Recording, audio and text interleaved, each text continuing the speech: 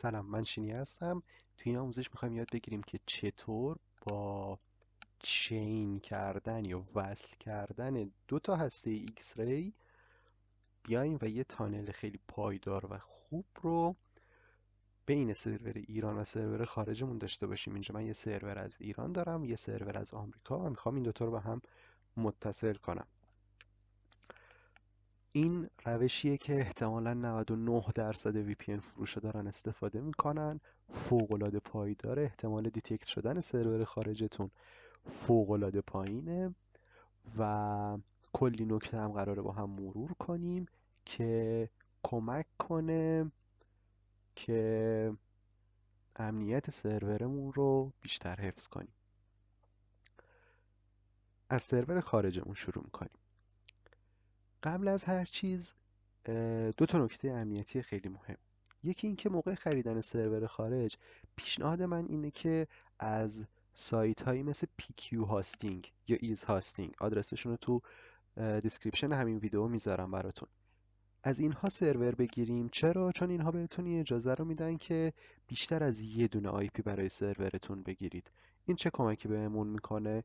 این به ما این اجازه رو میده که ورودی سرورمون رو با یه IP قرار بدیم و خروجی سرورمون رو با یه IP دیگه.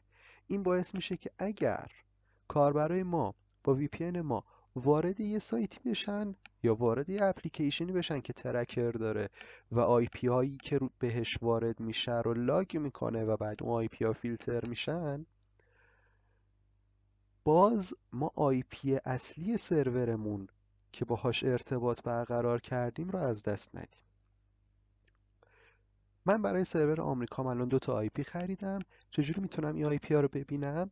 با دستور IP add تمام IP های سرورمو به من نشون میده. اگه دقت کنین من الان دو تا IP دارم.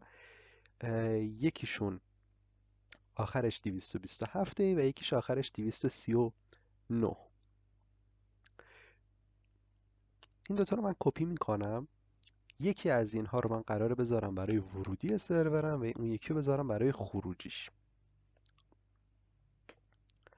حالا میام و اسکریپت شیچین رو اجرا میکنم.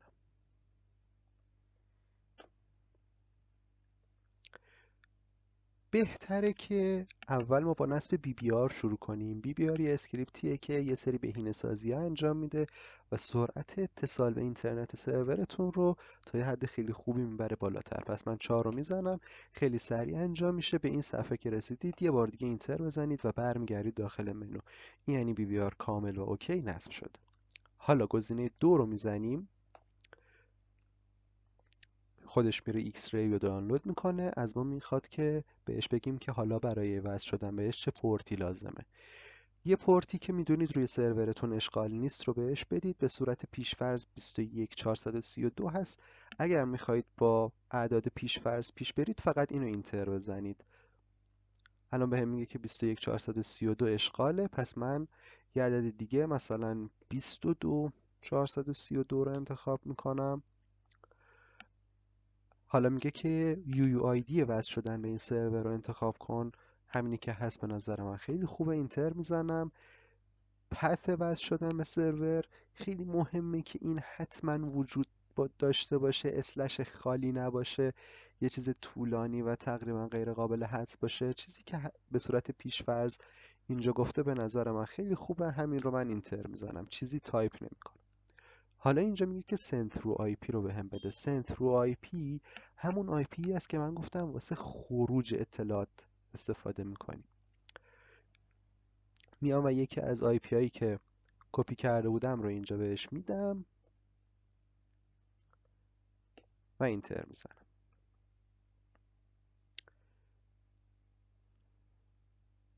بهم میگه که سرور من کامل آماده شد، نصب شد، همه چیز روش آماده است. یه بار دیگه اینتر میکنم تا برگردم توی منو. کار من روی سرور خارجم تموم شده. میبندم و میام بیرون. بریم سراغ سرور ایران. توی سرور ایران اولین کاری که به نظر من باید انجام بدیم اینه که آی پیش رو کپی کنیم و بریم توی سرور خارجمون و اونجا به سرور خارجمون بگیم که هر آی پی به غیر از این خاص بهت وصل شه تو جلوش رو بگیر. چرا؟ چون اگر این توییت من رو دیده باشین، بعضی وقتا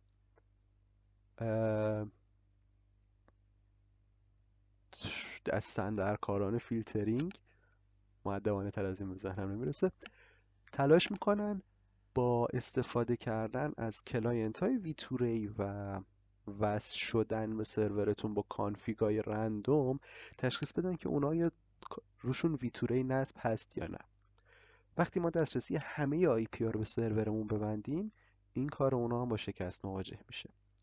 آی پی سرور ایرانمون رو با همون دستور آی پی اد پیدا میکنیم، کپی میکنیم، وارد سرور خارجمون مجددا میشیم، با دستور ufw allow from و آی پی که کپی کرده بودیم میتونیم به سیستممون بگیم که فقط این آی پی رو به عنوان ورودی قبول کن. به ما میگه که این دستور وجود نداره، راهش نصب کردنشه، apt install ufw.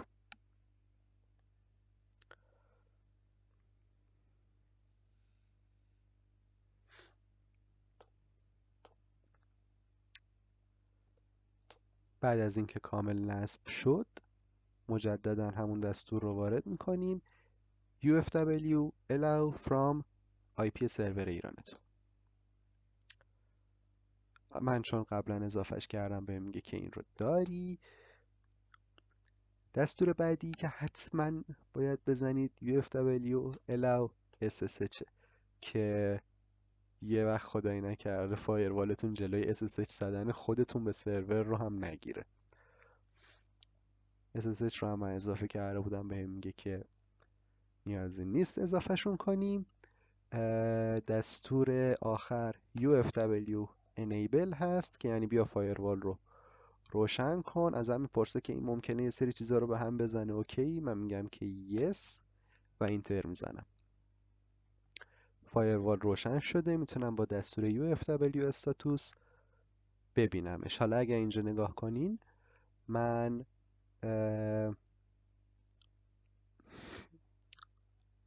آی پی سرور ایرانم و حالا یه چند تا آی پی دیگر رو اینجا وایت لیستشون کردم به اضافه پورت 22.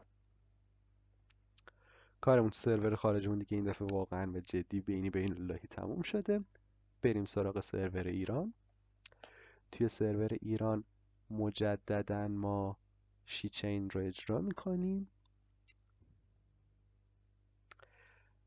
وقتی که منومون باز شد این دفعه مجددا اول BBR رو نصب میکنیم. بعد از اینکه این صفحه اومد اینتر میزنیم. حالا گزینه شماره 1 رو میزنیم. چیزی که باید بهش دقت داشته باشیم اینه که بعضی وقتا میتونید با کنترل C گرفتن فرآیند رو متوقف کنید در واقع خواستید. بعضی وقتا بعضی از ارائه دهنده های خاص سروری که بهتون میدن APTش مشکل داره. چجوری میتونیم این رو رفع کنیم؟ پنل رو که اجرا کردیم اول از همه گزینه 5 رو میزنیم، حتی قبل از نصب کردن BBR یا بعدش فرق زیاد نداره. این میاد و به طور خودکار برای ما مخازن APT مون رو تعمیر میکنه تا بعد ما بتونیم با اون هسته ایکس ری رو نصب کنیم. پنل که مجدد اومد بالا یعنی فرایند موفقیت آمیز بوده. این بالا احتمالاً آره کامل نصب شده، من چون فونتمو بزرگ کردم معلوم نیست. حالا میریم سراغ نصب هسته ایکس ری. 1 رو میزنیم. حالا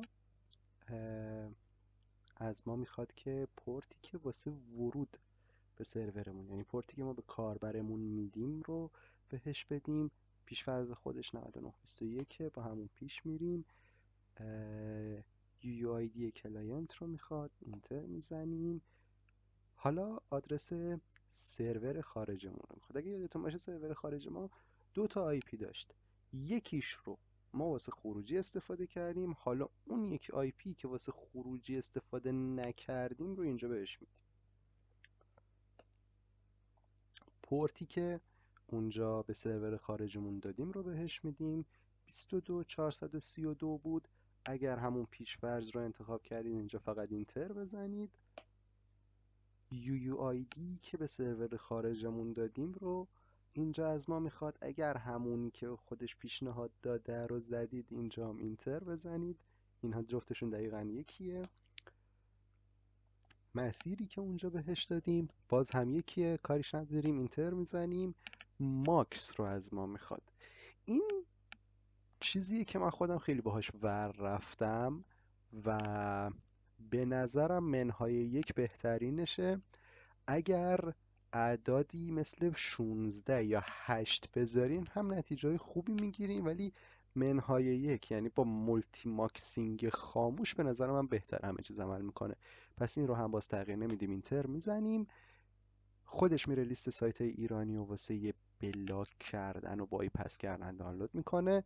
اینجا به همون لینک اتصال و QR کد اتصال رو میده. میتونیم لینک رو کپی کنیم، وارد اپلیکیشن ویتوری کنیم و به ما یه پینگ فوق العاده عالی میده. میتونیم سرعت دانلودش رو هم تست کنیم. با همراه اول میبینیم که تا 3 مگ داره پیش میره. فوق العاده عالی. تا اینجا آموزش نصب و راه اندازی سرور بود. اگر دلتون خواست یه کوچولوی دیگه با من باشید تا من توضیح بدم که واقعا اون پشت چه اتفاقی داره میفته. داستان از این قراره. حالا دوستانی که شبکه دارن زیاد به نقاشی که با پکت تریسر هم کشیدن گیر ندن لطفا. اینجا من فقط دارم نقاشی میکشم. کامپیوتر ما میاد و با یه اتصال از نوع ویلس TCP وصل میشه به سرور ایران ما. چرا ویلس TCP؟ ویلس TCP فوق‌العاده سرعت بالاتری داره چون هیچ انکریپشنی نداره و ترافیکش خیلی شبیه ترافیک عادی هست. انکریپشن نداشتن آیا برامون مشکل‌زا میشه؟ خیر، چون ما میدونیم که DPI یا همون دیپ پکت اینسپکشنی که فیلترینگ ایران داره حداقل توی این بخش ارتباط کاربرای ایرانی با سرورهای ایرانی وجود نداره، یا اگرم هست فوق‌العاده ضعیف و سرسریه. با ویلس ما وصل میشیم به سرور ایران. سرور ایرانمون چیکار میکنه؟ سرور ایرانمون میاد دیتا رو از ورودی ویلسش میاره تو خروجی ویمس قرار میده و توی یه اتصال ویمس TCP مجددا میفرسته واسه سرور خارجمون. چرا ویمس TCP؟ خیلی به طرز عجیبی واسه خود من بوده که این ویمس TCP خیلی وقته که داره جواب میده واسه تانل های این شکلی و ریت فیلترینگ خیلی پایینی هم داره. میتونین اینجا ورکر بذارین، کلادفلر بذارین، هر اتصال دیگه خواستین میتونین اینجا بذارین. خیلی هم خوب کار میدن، ولی این ویمس TCP راحت الحلقوم ترینشونه و خود ویمس هم چون انکریپشن داره مطمئنیم که دیتامون خیلی امن رد میشه. ما اینجا یادتونه یه آی پی واسه این باوندمون استفاده کردیم، یه آی پی هم واسه اوت باوندمون که پروتکل فریدم روش هست و پروتکل فریدم هم اطلاعات ما رو واسه بقیه دنیا میفرسته. نکاتی که گفتم رو حتما بهشون توجه کنید. حتما با UFW آی پی هایی به غیر از آی پی سرور ایرانتون رو بلاک کنین و حتما دوتا آی پی خریداری کنین واسه سرور خارجتون. سخن نهایی این که ما به لطف اینترنت اینطور دور هم جمع شدیم، به لطف اینترنت آگاه شدیم. پس تلاشمون این باشه که آدمهای بیشتری رو به اینترنت وصل کنیم، هرچی آدمای بیشتری به اینترنت وصل باشن مسلما آدمای آگاه بیشتری داریم و جامعه‌ای که توش اکثر آدم‌ها آگاه باشن خیلی جامعه خوبیه. شاد و موفق باشید. شینیه بودم.